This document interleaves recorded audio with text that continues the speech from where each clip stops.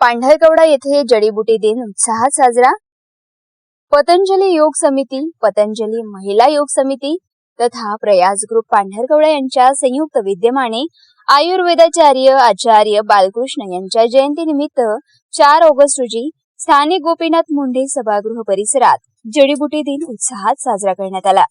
यावेळी योग शिक्षक भानुदास गिरी यांनी सुमारे 50 प्रकारच्या औषधी वनस्पतींची माहिती देत त्यांचे औषधी गुणधर्म व दैनंदिन जीवनातील उपयोग याविषयी मार्गदर्शन केले।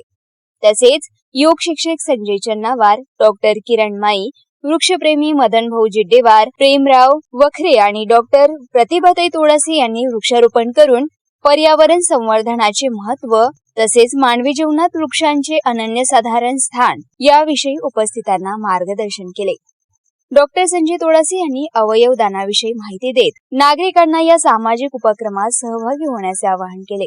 यावेळी डॉक्टर विद्याश्री आत्राम यांनी अवयव दानाचा संकल्प केल्याबद्दल त्यांचा विशेष सन्मान करण्यात आला। कार्यक्रमाला सतीश भाऊ कुंचमवार, ठाकरे सर, अरुण भाऊ उपलेंचवार, दिलीप गहुकार, अशोक भोयर, प्रमोद घोटेकर, प्रांजली जिड्डेवार, रेखाताई कांबळे, मराठेताई यांच्यासह अनेक योग साधक व नागरिक उपस्थित होते।